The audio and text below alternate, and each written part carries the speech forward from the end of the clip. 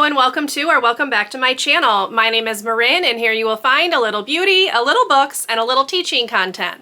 So if that sounds like something you might enjoy, I would love for you to subscribe and stick around and join me in my little corner of YouTube. Today's video is going to be my November reading recap where I will take you through all of the books I read during the month, rank them from my least favorite to favorite, give some overall stats, and share a book haul. So let's go ahead and get into it.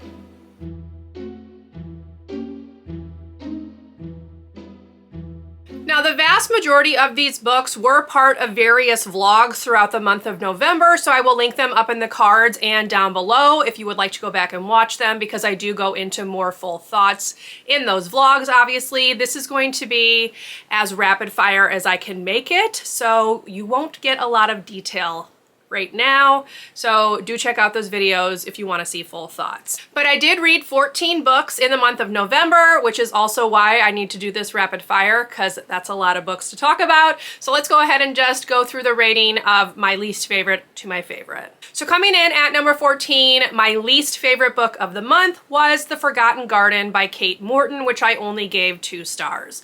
This is a book from my 23 and 2023. It was one I was really looking forward to reading, but ultimately it just fell very flat for me. I didn't love how the story worked out. It was very slow paced, too many points of views, too many time jumps, just not my favorite. At number 13 is Hester by Laurie, Lico, Albanese, which I also only gave 2 stars.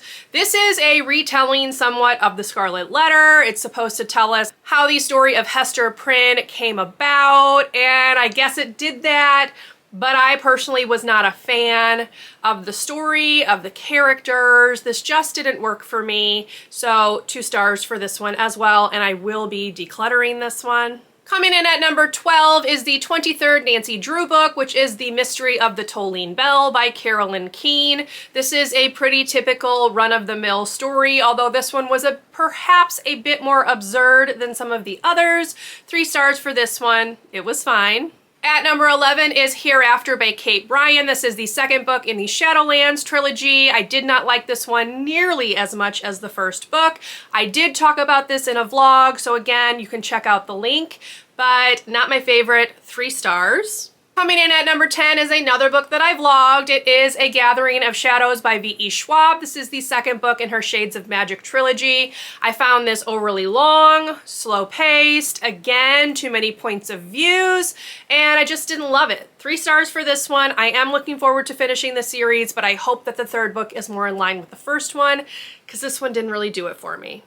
At number 9 is an anthology. It is called A Universe of Wishes. It is part of the We Need Diverse Books program. It was edited by Dhonielle Clayton. It had a plethora of authors, some of which I had read from before, some of which I had not.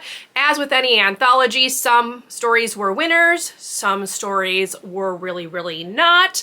I did have 2 favorites that I gave 5 stars. The rest were kind of in the 4-star, 3-star, and even 2-star range. But when I worked out the average, it did come out to a 3.3 rating, so 3 stars. At number 8 is Always and Forever Laura Jean by Jenny Han, the third and final book in the To All the Boys I've Loved Before series. This one I gave 3.5 stars. I liked it more than the second book, but still not as much as the first book. I find Laura Jean's character to just be a little bit obnoxious sometimes, but this is another one that I did talk about in a vlog, so check that out if you want to hear more information.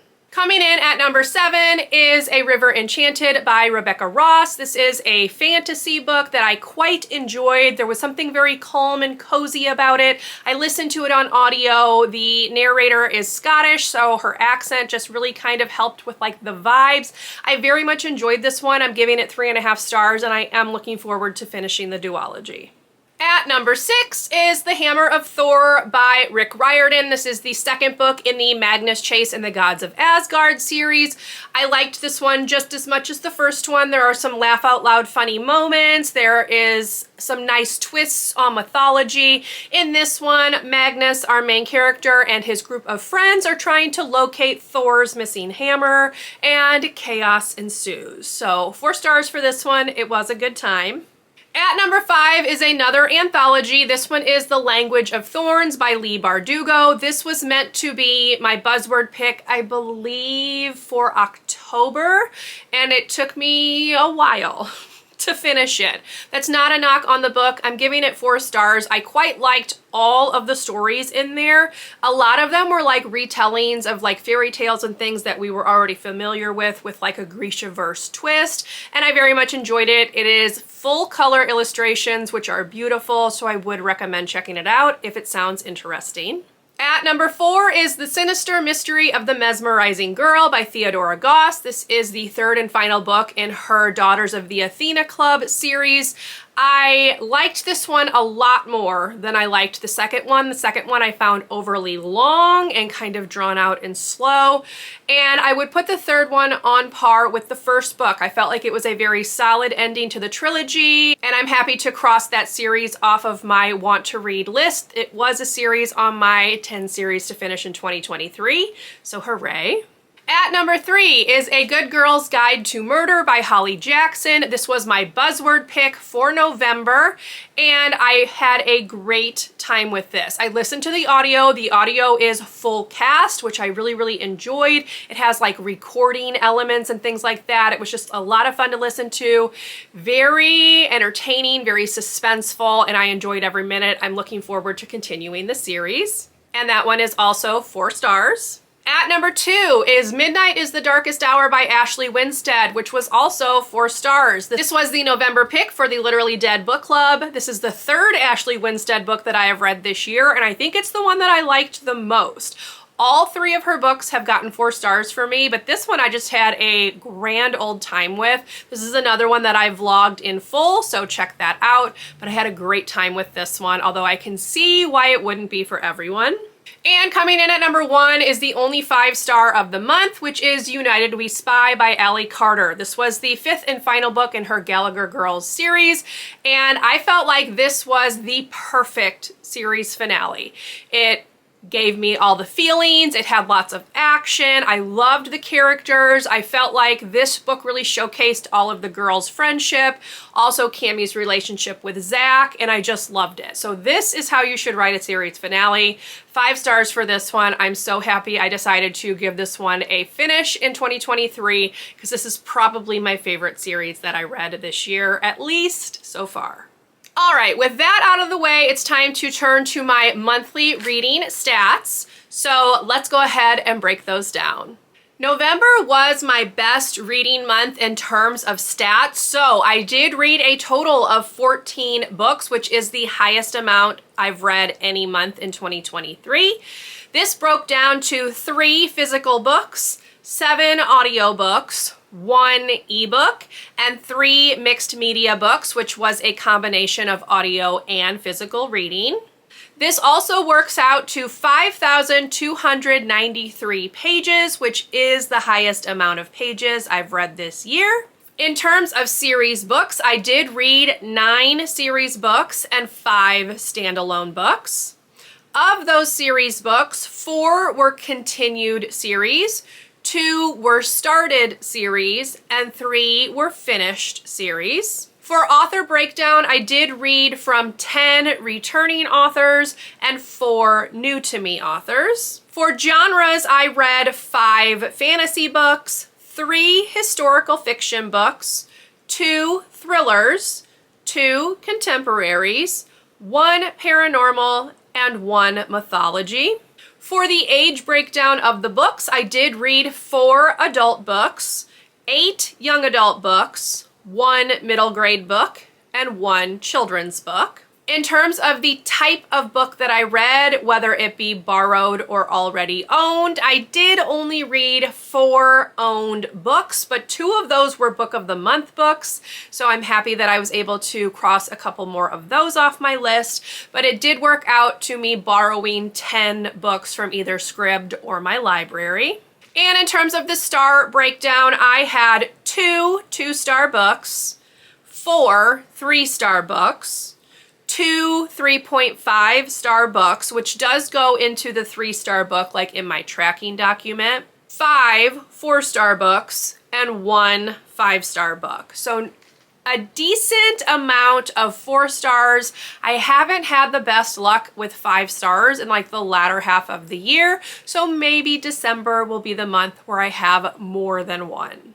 And now it's time to talk about the books that I added to my collection in November. I did not pick a book of the month book for November. I skipped those because none of them were really calling to me. This is going to be in line with my goals for 2024, wherein I'm really going to be very selective about the books that I bring into my collection, including book of the month books.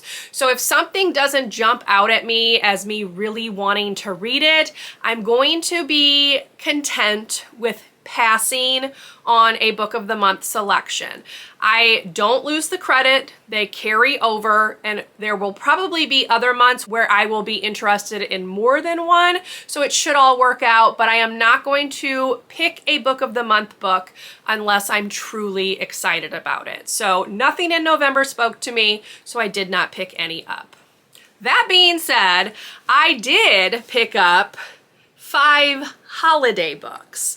I have not had a chance to really do any holiday reading because for the last 3 years since I started on BookTube, I have been trying to catch up with things that I wanted to read throughout the year. This is the first year where I have been able to schedule in some holiday reads, and I'm hoping that that will continue for the remainder of time that I am on BookTube. But I saw these at Target, they piqued my interest, and I just felt like I wanted to pick them up, add them to my collection. You never know when the mood might strike for a little holiday romance, and that's what all of these are. So the first one I have here is Love Holly by Emily Stone.